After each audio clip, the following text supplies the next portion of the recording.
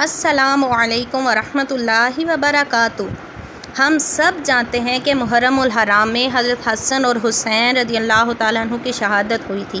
ہمیں بھی اس بات کا بہت دکھ ہے اور ہر مسلمان کے لیے یہ بہت دکھ کا مقام ہے اور سب کو دکھی ہونا چاہیے، کیونکہ حضرت حسن اور حسین مسلمانوں کے سردار اور نبی کے نواسے ہیں، اور حضور علیہ الصلاۃ والسلام کا فرمان بھی ہے کہ اللہ سے محبت کرو کیونکہ وہ تمہیں اپنی نعمتیں عطا کرتا ہے، اور مجھ سے محبت کرو اللہ کی خاطر، اور میرے اہل بیت سے محبت کرو میری خاطر۔ اور حضور علیہ الصلاۃ والسلام نے فرمایا تھا کہ حسن اور حسین دنیا میں میرے دو پھول ہیں، اور حدیث پاک کے خوبصورت الفاظ میں یہ بات بھی واضح ہے کہ جو علی سے محبت رکھے گا وہ مومن، اور جو علی سے بغض رکھے گا وہ منافق ہے۔ اور ہم سب اپنے حضور کی اولاد سے بہت پیار کرتے ہیں۔ حسن اور حسین کی شہادت ہمارے لیے بہت دکھ کا واقعہ ہے، اور دکھ ہونا بھی چاہیے، اور ہمیں الحمدللہ اللہ سے، نبی سے اور اہل بیت سے محبت ہے۔ ہمیں حضرت حسین کی شہادت کا بہت دکھ ہے، اور ہمارا دین ہمیں ہر معاملے میں بہت اچھی طرح گائیڈ کرتا ہے۔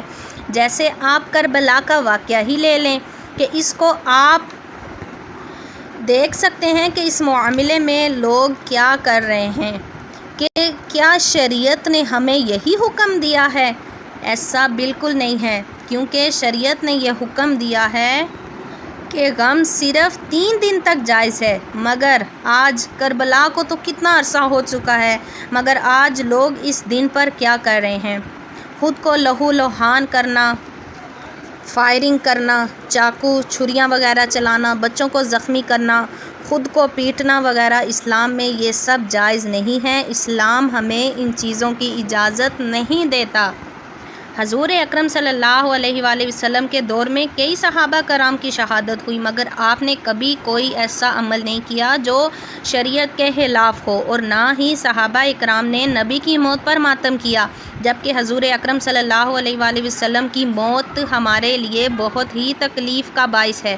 مگر محرم الحرام ہمارے لیے بہت ہی مبارک اور محترم مہینہ ہے۔ آپ صلی اللہ علیہ وآلہ وسلم نے کسی کو بھی ایسی تعلیم نہیں دی کہ شہادت پر ماتم کیا جائے، جس میں نوحہ کرنا جاہلیت کا کام ہے، اور نوحہ کرنے والی اگر بنا توبہ کے مر جائے تو اللہ اس کو ترکول کا لباس اور دوزخ کے شعلوں کا کرتا پہنائے گا۔ استغفر اللہ۔